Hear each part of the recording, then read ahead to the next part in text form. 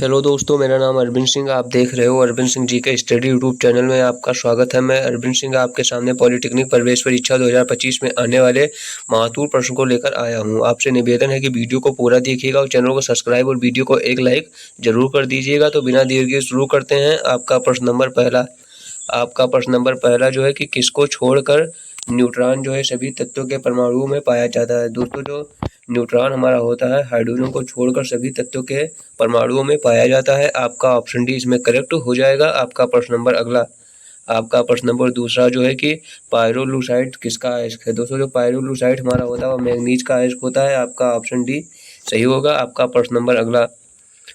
प्रश्न नंबर 3 जो है कि रेडियो सक्रिय तत्व होते हैं। दोस्तों, रेडियो सक्रिय तत्व जो होते हैं वो अस्थायी होते हैं। रेडियो सक्रिय जो तत्व होते हैं वो अस्थायी होते हैं। आपका ऑप्शन बी करेक्ट हो जाएगा। आपका प्रश्न नंबर 4 जो है कि निम्नलिखित में से सर्वाधिक विद्युत धनी तत्व है। दोस्तों, इसमें से कौन जो है सर्वाधिक विद्युत धनी तत्व है। तो हमारा पोटेशियम जो है ये विद्युत धनी तत्व है, सर्वाधिक विद्युत धनी तत्व है। आपका प्रश्न नंबर 5 जो है कि मनुष्य की आंख जो है वस्तु का प्रतिबिंब आंख के किस भाग पर बनाती है। तो दोस्तों, जो मनुष्य की आंख जो है वस्तु का प्रतिबिंब जो है रेटिना पर बनाती है। आपका ऑप्शन सी करेक्ट हो जाएगा, रेटिना पर। और आपके प्रश्न में अगर ये पूछा होता कि आंख का जो है अग्रभाग या मतलब बाहरी भाग कौन सा होता है, तो हमारा कार्निया होता है। और जो प्रकाश होती है वो आंख में किससे प्रवेश करती है, तो पुतली के द्वारा जो है प्रकाश जो होती है आंख में प्रवेश करती है। आप इसको नोट कर लीजिएगा। आपका प्रश्न नंबर 6 जो है कि पोटेशियम क्लोराइड को गर्म करने पर भार में प्रतिशत कमी होगी। दोस्तों, पोटेशियम क्लोराइड को गर्म करने पर भार में जो होता है 26.18% की जो है कमी होती है। आपका ऑप्शन सी इसमें करेक्ट हो जाएगा। आपका प्रश्न नंबर 7 जो है कि विद्युत संयोजक बंध बनता है इलेक्ट्रॉन के। दोस्तों, विद्युत संयोजक बंध जो हमारा होता है वो बनता है इलेक्ट्रॉनों के स्थानांतरण से। आपका ऑप्शन सी सही हो जाएगा। और विद्युत संयोजक बंध का जो गलनांक और क्वथनांक होता है वह उच्च होता है और ये जल में विलय होते हैं तथा कार्बनिक विलायकों में जो है अविलय होते हैं। और दोस्तों, जो सहसंयोजक बंध हमारा होता है वो इलेक्ट्रॉन के साझेदारी से बनता है और वह जल में अविलय होता है और कार्बनिक विलायकों में विलय होता है। और इसका जो गलनांक और क्वथनांक होता है वह कम होता है। दोस्तों, विद्युत संयोजक का जो है वो उल्टा होता है। विद्युत संयोजक में जो क्वथनांक और गलनांक जो है उच्च होता है, लेकिन सहसंयोजक में जो गलनांक और क्वथनांक होते हैं वो हमारे जो होते हैं कम होते हैं। और ये जो होता है जल में विलय होता है और वो हमारा जो होता है जल में अविलय होता है और कार्बनिक विलायकों में विलय होता है। और विद्युत संयोजक बंध जो हमारा है ये कार्बनिक विलायकों में अविलय होता है। तो दोस्तों, आप इनको नोट कर लीजिएगा। आपका प्रश्न नंबर 8 जो है कि तेल के हाइड्रोजनीकरण की अभिक्रिया है। दोस्तों, में कौन सी जो है तेल के हाइड्रोजनीकरण की अभिक्रिया है, तो हमारा विषमांगी उत्प्रेरण। आपका ऑप्शन डी इसमें करेक्ट हो जाएगा। आपका प्रश्न नंबर 9 जो है कि एक फैराडे विद्युत का मान होता है। दोस्तों, एक फैराडे विद्युत का जो हमारा मान होता है 9650 कूलम होता है। आपका ऑप्शन ये करेक्ट हो जाएगा। दोस्तों, आपका प्रश्न ये भी पूछता है कि कैरोसिन जो हमारा होता है वो किसका मिश्रण है। दोस्तों, आप इसको नोट कर लीजिए। कैरोसिन जो हमारा होता है दोस्तों वो एल्कीनो का जो है हमारा मिश्रण है। आप इसको नोट कर लीजिएगा, एल्कीनो।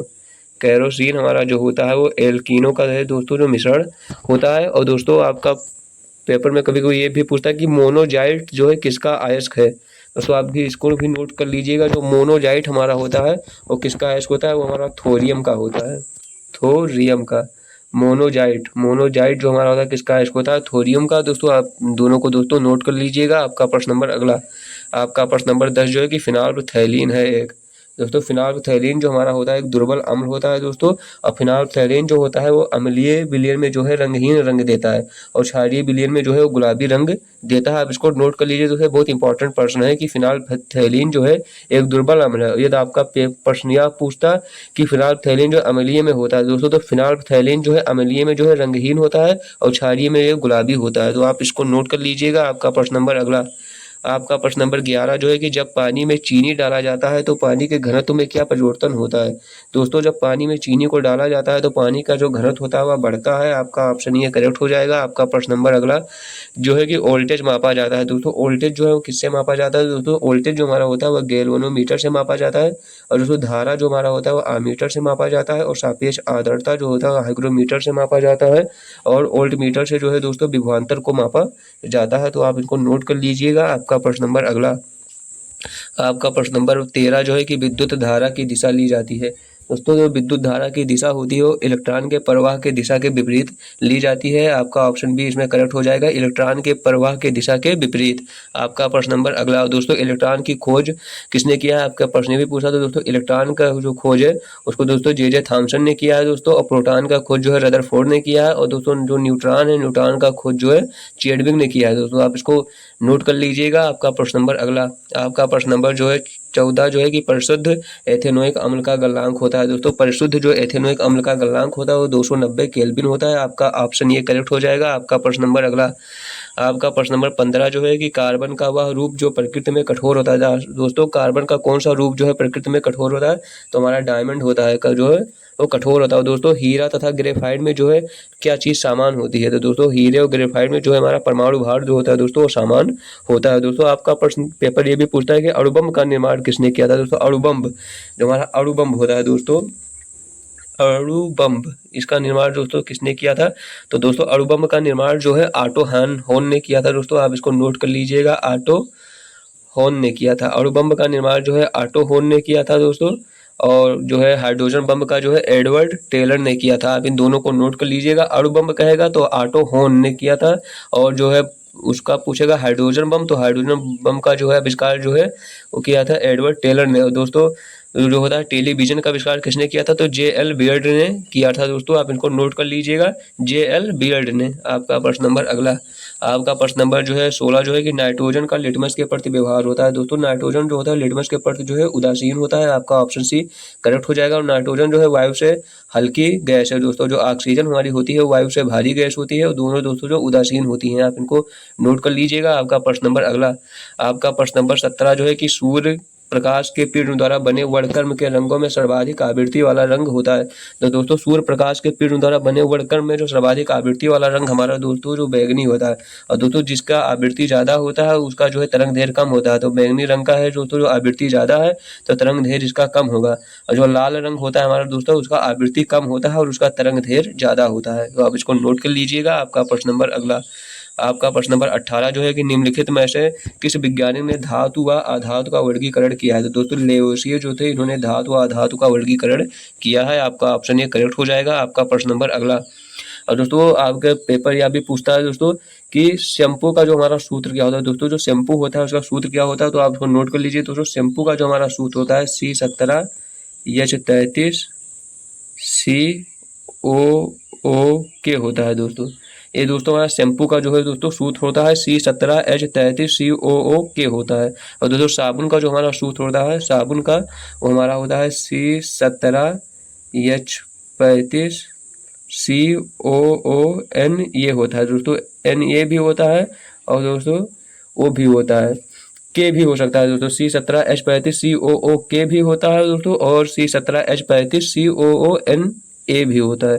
तो आप इसको दोस्तों नोट कर लीजिएगा। शैम्पू का जो हमारा होता है C17H33 COOK होता है, और दोस्तों साबुन का होता है C17H35 COONA होता है। तो आप इसको नोट कर लीजिएगा। आपका प्रश्न नंबर अगला, आपका प्रश्न नंबर 19 जो है कि फफोलेदार कापर है दोस्तों। फफोलेदार कापर कौन है? जिसमें जो होता है 2% अशुद्धि है। तो फफोलेदार कापर वह होता है जिसमें लगभग 2% अशुद्धि है। आपका ऑप्शन ये करेक्ट हो जाएगा। दोस्तों आप वीडियो को लाइक और चैनल को सब्सक्राइब जरूर कर दीजिएगा दोस्तों, और वीडियो को पूरा देखिएगा दोस्तों, नहीं तो समझ नहीं पाएंगे दोस्तों। आपका पेपर जो है बहुत ही नज़दीक है, इसीलिए दोस्तों वीडियो को पूरा वॉच कीजिएगा। आपका प्रश्न नंबर अगला जो है 20 कि श्वेत प्रकाश क्या है? दोस्तों श्वेत प्रकाश जो हमारा होता है वो 7 रंगों का मिश्रण होता है। आपका ऑप्शन बी इसमें करेक्ट हो जाएगा। आपका प्रश्न नंबर अगला, आपका प्रश्न नंबर 21 जो है कि पर्दे पर छवि बनाने के लिए प्रयोग किया जाता है। दोस्तों पर्दे पर जो है छवि बनाने के लिए जो किसका प्रयोग किया जाता है? तो दोस्तों उत्तल लेंस का जो है प्रयोग किया जाता है पर्दे पर छवि बनाने के लिए। आपका ऑप्शन ये करेक्ट हो जाएगा। आपका प्रश्न नंबर अगला जो है 22 जो है कि अच्छा उत्प्रेरक एवं ऑक्सीकरण संख्या को बदलने की क्षमता रखने वाला तत्व है। दोस्तों आपका प्रश्न नंबर 22 पूछ रहा है कि अच्छा उत्प्रेरक एवं ऑक्सीकरण संख्या को बदलने की क्षमता रखने वाला तत्व हमारा कौन सा होता है? दोस्तों संक्रमण तत्व होता है। आपका ऑप्शन ये इसमें करेक्ट हो जाएगा, संक्रमण तत्व है। आपका प्रश्न नंबर अगला, आपका प्रश्न नंबर 23 जो है कि सूर्य के सतह का तापमान होता है। दोस्तों सूर्य के सतह का तापमान जो हमारा होता है 3000 डिग्री सेल्सियस होता है। और दोस्तों पृथ्वी के सतह का जो है पृथ्वी के केंद्र का जो भी मान होता है वो भी दोस्तों 3000 डिग्री सेल्सियस ही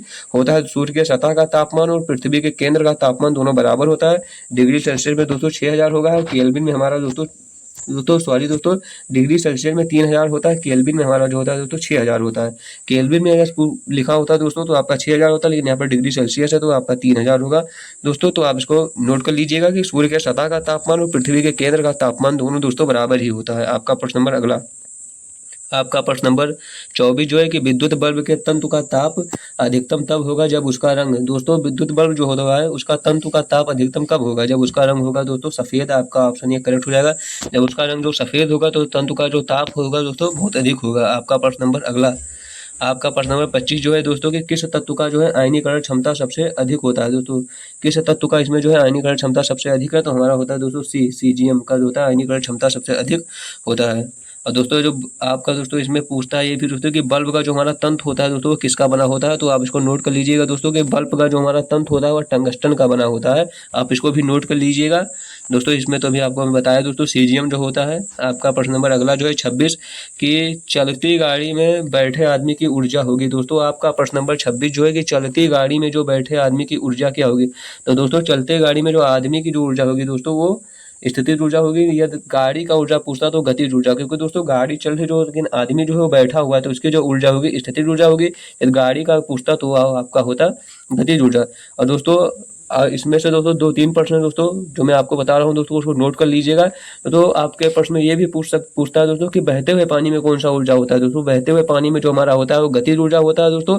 और जमे हुए पानी में कौन सी ऊर्जा होती है, दोस्तों जमे हुए पानी में जो हमारे होते हैं दोस्तों वो स्थितिज ऊर्जा होती है। और दोस्तों एक प्रश्न और भी पूछता है दोस्तों कि जब कोई वस्तु ऊपर से गिरती है तो उसकी गतिज ऊर्जा और स्थितिज ऊर्जा क्या होती है, दोस्तों जब कोई वस्तु जो है ऊपर से गिरती है तो उसकी दोस्तों जो गतिज ऊर्जा होती है वो बढ़ती है और जो स्थितिज ऊर्जा होती है दोस्तों वो घटती है। तो आप इसको नोट कर लीजिएगा कि जो है जब कोई वस्तु जो है स्वतंत्र रूप से जो ऊपर से नीचे की ओर गिरती है तो उसकी गतिज ऊर्जा बढ़ेगी और स्थितिज ऊर्जा जो है घटेगी। और गतिज ऊर्जा सबसे अधिक जो होती है गैस में होती है दोस्तों, और जो होता है स्थितिज ऊर्जा सबसे अधिक होता है दोस्तों ठोस में। आप इसको नोट कर लीजिएगा। आपका प्रश्न नंबर अगला, आपका प्रश्न नंबर 27 जो है कि मलेरिया में प्रयोग की जाने वाली औषधि है, दोस्तों मलेरिया में प्रयोग की जाने वाली औषधि कौन सी है दोस्तों, तो हमारा क्लोरोक्विन जो है मलेरिया में प्रयोग की जाने वाली औषधि है। आपका ऑप्शन भी करेक्ट हो जाएगा। आपका प्रश्न नंबर अगला जो है कि 28 जो है कि आधुनिक रसायन के जन्मदाता हैं, दोस्तों आधुनिक रसायन के जन्मदाता कौन है, तो वो हमारे लेवोजियर हैं दोस्तों। आपका ऑप्शन ये करेक्ट हो जाएगा। लेवोजियर जो है वो आधुनिक रसायन के जन्मदाता हैं। आपका प्रश्न नंबर अगला,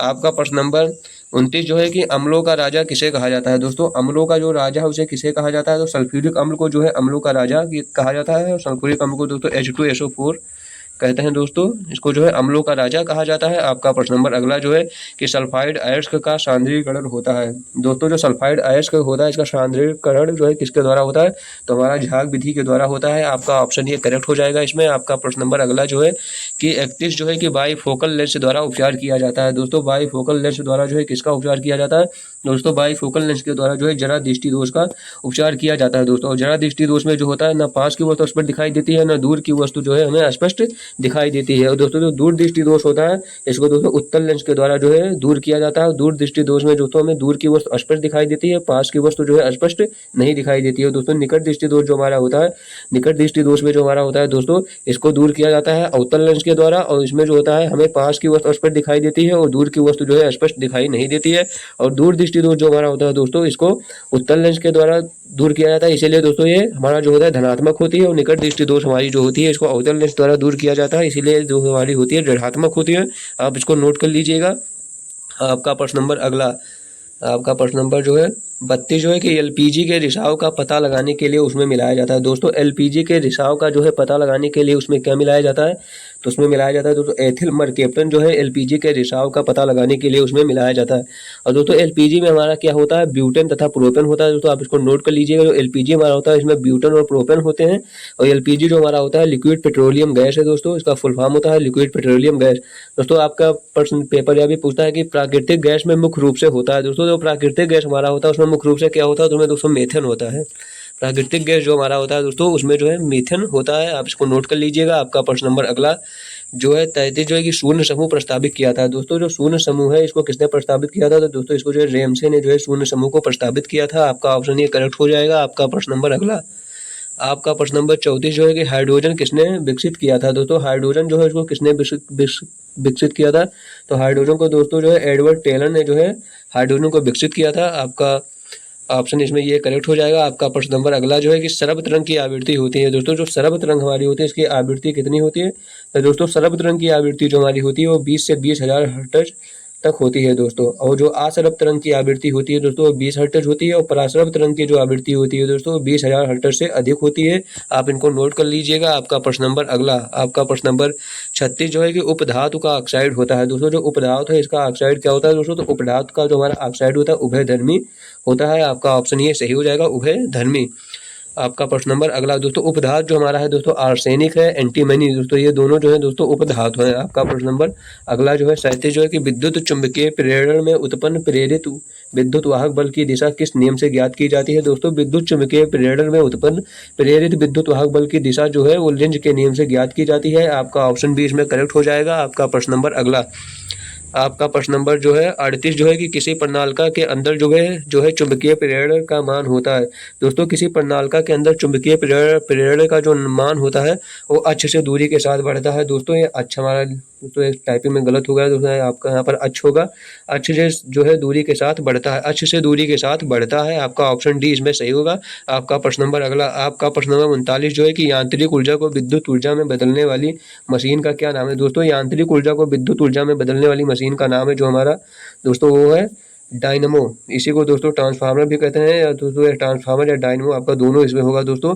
और दोस्तों जो विद्युत मोटर हमारा होता है या विद्युत ऊर्जा को यांत्रिक ऊर्जा में बदलता है दोस्तों, जो माइक्रोफोन हमारा होता है या ध्वन ऊर्जा को विद्युत ऊर्जा में बदलता है। तो आप इसको नोट कर लीजिएगा, जो हमारा डायनमो या ट्रांसफार्मर जो होता है या यांत्रिक ऊर्जा को विद्युत ऊर्जा में बदलता है, और विद्युत मोटर जो है विद्युत ऊर्जा को जो है यांत्रिक ऊर्जा में बदलता है, और जो माइक्रोफोन हमारा होता है वह ध्वन ऊर्जा को विद्युत ऊर्जा में बदलता है। तो आप इन तीनों को नोट कर लीजिएगा। आपका प्रश्न नंबर अगला, आपका प्रश्न नंबर 40 जो है कि निम्नलिखित में से न्यूनतम प्रतिरोध किसका है? दोस्तों इसमें से जो कौन है जिसका न्यूनतम प्रतिरोध है? तो हमारा आमीटर जो है इसका जो है न्यूनतम प्रतिरोध है। आपका ऑप्शन बी सही हो जाएगा। आपका प्रश्न नंबर अगला जो है 41 जो है कि एक चौक कुंडली है। दोस्तों एक चौक कुंडली जो होती है प्रत्यावर्ती धारा का मान जो है घटाती है। आपका ऑप्शन सी सही हो जाएगा। एक चौक कुंडली प्रत्यावर्ती धारा का मान जो है घटाती है। आपका ऑप्शन सी करेक्ट होगा। आपका प्रश्न नंबर अगला जो है 42 जो है कि आमीटर को समांतर क्रम में जोड़ने पर धारा प्रवाहित होगी। दोस्तों आमीटर को समांतर क्रम में जोड़ने पर जो धारा होगी वो कम प्रवाहित होगी। आपका ऑप्शन ये सही हो जाएगा। दोस्तों आमीटर को समांतर क्रम में जोड़ने पर धारा प्रवाहित होगी कम। आपका ऑप्शन ये सही होगा। आपका प्रश्न नंबर अगला जो है कि आमीटर का प्रतिरोध शंट के प्रतिरोध की अपेक्षा होता है। दोस्तों जो आमीटर का प्रतिरोध हमारा होता है वो शंट के प्रतिरोध की अपेक्षा जो कम होता है। आपका ऑप्शन सी करेक्ट हो जाएगा। आपका प्रश्न नंबर अगला, आपका प्रश्न नंबर 44 जो है कि धातु के बर्तन में रखा दूध निम्नलिखित में से किस परिस्थिति में सबसे जल्दी ठंडा हो जाएगा? दोस्तों धातु के बर्तन में रखा जो दूध होगा वो किस परिस्थिति में सबसे जल्दी ठंडा हो जाएगा? जब जो है बर्फ को बर्तन के चारों ओर रखा जाएगा। आपका ऑप्शन सी करेक्ट हो जाएगा। जब बर्फ को बर्तन के चारों ओर रखा जाएगा तो वो जल्दी ठंडा हो जाएगा। आपका प्रश्न नंबर अगला, आपका प्रश्न नंबर 45 जो है कि एक धरावेशित वस्तु को पृथ्वी से जोड़ने पर वस्तु उदासीन हो जाती है। तो इस क्रिया में दोस्तों इस क्रिया में जो पृथ्वी से स्वतंत्र इलेक्ट्रॉन वस्तु में आ जाते हैं। आपका ऑप्शन ये सही हो जाएगा। आपका प्रश्न नंबर अगला, आपका प्रश्न नंबर 46 जो है कि एक धनावेशित वस्तु और ऋणावेशित वस्तु को समीप लाने पर उसके बीच लगेगा। दोस्तों एक धनावेशित वस्तु और ऋणावेशित वस्तु को समीप लाने पर उनके बीच लगेगा जो आकर्षण बल। दोस्तों एक धनावेशित और एक ऋणावेशित वस्तु के समीप लाने पर उनके बीच लगेगा आकर्षण बल। आप इसको नोट कर लीजिएगा। आपका ऑप्शन ये करेक्ट होगा। आपका प्रश्न नंबर अगला जो है कि विद्युत हीटर लगाने से लाइट डिम पड़ जाती है क्योंकि दोस्तों जो हीटर होता है अधिक प्रबलता की धारा लेता है। आपका ऑप्शन सी करेक्ट हो जाएगा। आपका प्रश्न नंबर अगला जो है 48 के घरों में प्रवाहित होने वाली धारा है। दोस्तों जो घरों में प्रवाहित होने वाली धारा होती है वो दोस्तों हमारी 5 एम्पियर की होती है, और घरों में प्रवाहित होने वाली जो धारा होती है वो प्रत्यावर्ती धारा होती है। आपका ऑप्शन सी इसमें करेक्ट हो जाएगा। आपका प्रश्न नंबर अगला, आपका प्रश्न नंबर 49 जो है कि घरेलू विद्युत परपथ में लाल रंग का तार प्रयुक्त होता है। दोस्तों घरेलू विद्युत परपथ में जो लाल रंग का तार होता है वो फेज वायर के लिए जो है प्रयुक्त होता है। आपका ऑप्शन ये करेक्ट हो जाएगा। आपका प्रश्न नंबर अगला जो है 50 जो है कि चुंबकत्व का कारण है। दोस्तों चुंबकत्व का जो हमारा कारण है वो आवेशों की गति। आपका ऑप्शन ये करेक्ट हो जाएगा। चुंबकत्व का कारण है आवेशों की गति।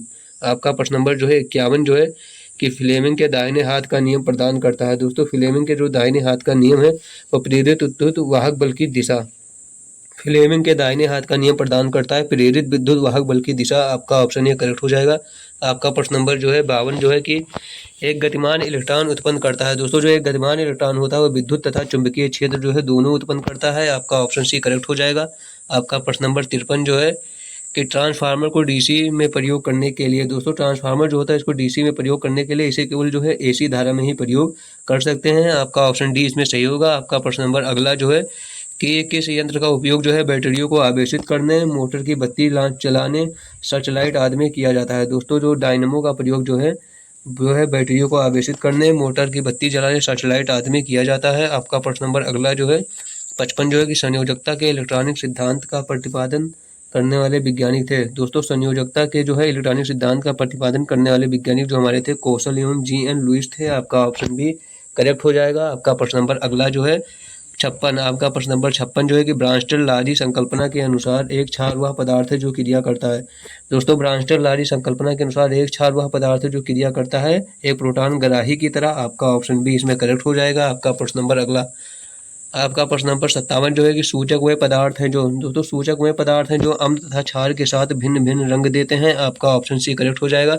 आपका प्रश्न नंबर जो है 58 जो है कि हाइड्रोजन गैस का कैलोरी मान बहुत ऊंचा होता है लेकिन फिर भी इसे ईंधन के रूप में प्रयोग नहीं करते हैं क्योंकि दोस्तों यह विस्फोटक होता है। आपका ऑप्शन ये करेक्ट हो जाएगा। आपका प्रश्न नंबर अगला जो है 59 जो है कि केल्गन व्यावसायिक नाम है। दोस्तों केल्गन जो है किसका व्यावसायिक नाम है? तो दोस्तों केल्गन जो है सोडियम हेक्सामेटा फास्फेट का जो है व्यावसायिक नाम है। आपका ऑप्शन ये करेक्ट हो जाएगा। आपका प्रश्न नंबर अगला जो है कि अस्थायी कठोरता को दूर करने के लिए कौन सी विधि प्रयोग में नहीं लाई जा सकती है? तो दोस्तों जो उबाल कर ये विधि जो है दोस्तों अस्थायी कठोरता को दूर करने के लिए जो है प्रयोग में नहीं लाई जा सकती है। आपका ऑप्शन सी करेक्ट होगा। आपका प्रश्न नंबर अगला आपका प्रश्न नंबर 61 जो है कि किसको क्यूक सिल्वर कहते हैं? दोस्तों पारा को जो है क्यूक सिल्वर कहते हैं। आपका ऑप्शन ये करेक्ट हो जाएगा। आपका प्रश्न नंबर जो है 62 जो है कि लाल और नीले रंग को मिलाने पर प्राप्त होता है। दोस्तों लाल और नीले रंग को जो मिलाने में क्या प्राप्त होता है? तो हमारा मेजेंटा प्राप्त होता है।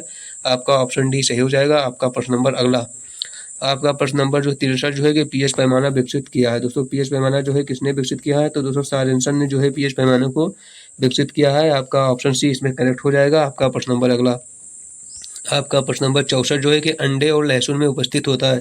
दोस्तों अंडे और लहसुन में जो क्या उपस्थित होता है? तो हमारा जो है सल्फर जो है अंडे और लहसुन में उपस्थित होता है। दोस्तों आपका पेपर यह भी पूछता है कि थर्मोसेटिंग प्लास्टिक का उदाहरण है।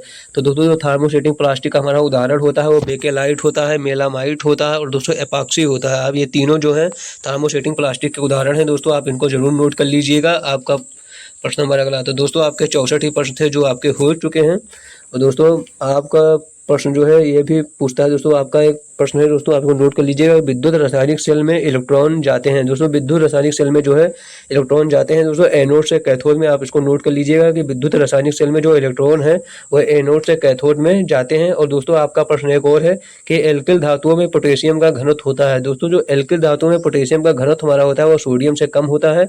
आप इसको नोट कर लीजिएगा दोनों को दोस्तों। और आपके प्रश्न हो चुके हैं दोस्तों। वीडियो कैसी लगी कमेंट में जरूर बताएं।